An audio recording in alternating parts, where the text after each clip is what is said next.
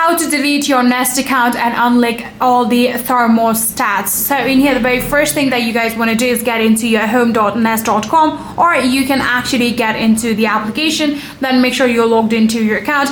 After successfully logging into your account, you can simply select the thermostats or device, and then from there you can simply tap on gear-like icon. Then you'll get into settings where you can actually tap on the option remove thermostat.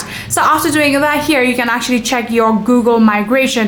If migrated to Google, you can actually open the Google Home app, and then you can actually tap on settings and then simply tap on delete this home or manage via a Google account, right? So if it is standalone Nest, then you can actually open the Nest application, or you can also do it through a browser and get to its settings. Then you can get to the account, and then you can simply manage account.